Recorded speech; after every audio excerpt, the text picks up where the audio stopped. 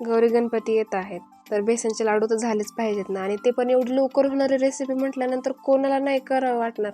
So पटकन ही recipe try करा, खूप लवकर होते आणि एकदम लवकर जे आहे ते आपले लाडू बनून रेडी होतात. काय करायचं, गॅसवरती कढई ठेवायची, कढई गरम झाली की मध्ये 2 मोठे चमच तूप टाकायचं आहे. 2 मोठे चमच तूप टाकले, ते तूप चांगलं गरम झालं की मध्ये 1 वाटी बेसन पीठ टाकायचं आहे. 1 वाटी घेतलेलं आहे मी बेसन पीठ, तुम्ही कमी जास्त करू शकता जेवढे आपल्याला लाडू पाहिजे त्याच्यानुसार. सो 1 वाटी बेसन टाकून याला चांगल्या प्रकारे जे आहे आपल्याला परतवून घ्यायचं आहे तुपामध्ये, असं चांगल्या प्रकारे. आणि कमी गॅसवरच आपल्याला त्याला परतवायचं आहे, फुल गॅस करायचा नाही. आपण फुल गॅस केला तर ते बेसन पटकन असं जळून जाईल आणि एकतर कचकच लागते, म्हणजे ते कचवट राहतं, म्हणजे पूर्ण फ्राय होत नाही.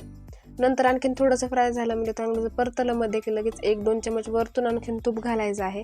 हे बघा अशा कन्सिस्टन्सीचं व्हायला पाहिजे बेसन. आणि हे अशा प्रकारे झालं की बेसन आपलं, तरी पण आपल्याला याला कंटिन्युअसली हलवत राहायचं आहे. हलवायचं आपल्याला सोडायचं नाही, जेणेकरून बेसन खाली लागणार नाही. आणि थोडंसं असं मस्त खरपूस वास येत असेल मध्ये की लगेच थोडासा उगं पाण्याचा शिंतोडा द्यायचा आहे आपल्याला, जास्त पाणी टाकायचं नाही आहे मध्ये, जेणेकरून आपले लाडू जे आहेत एकदम दाणेदार बनतात आणि खूप टेस्टी लागतात. आणि तवा टाकल्यानंतर पण आपल्याला कंटिन्युअस हलवत राहायचं आहे, आपल्याला हलवायचं सोडायचं नाही, नाही तर खाली ते करपू शकतं. सो हे बघा असं पूर्ण फ्राय झाले आपले एकदम. अशा प्रकारे जे आहे ते आपल्याला बेसन पूर्ण जे आहे ते फ्राय करून घ्यायचं होतं.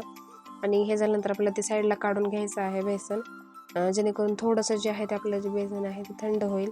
त्याच्यामध्ये आपल्याला टाकायची आहे 1 वाटी साखर. थंड झाल्यानंतर आपल्या गोडानुसार आपण कमी जास्त गोड करू शकतो. आपल्याला जर गोड जास्त पाहिजे असेल थोडं जास्त टाका, कमी पाहिजे असेल तर कमी टाका.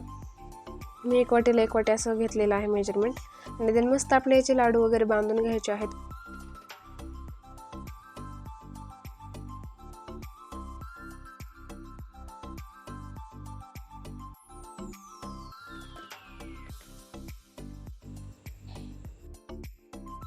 सो बघा आपले लाडू एकदम रेडी झालेले आहेत, त्याच्यावरती लावून घेतलेले आहेत मी बदाम.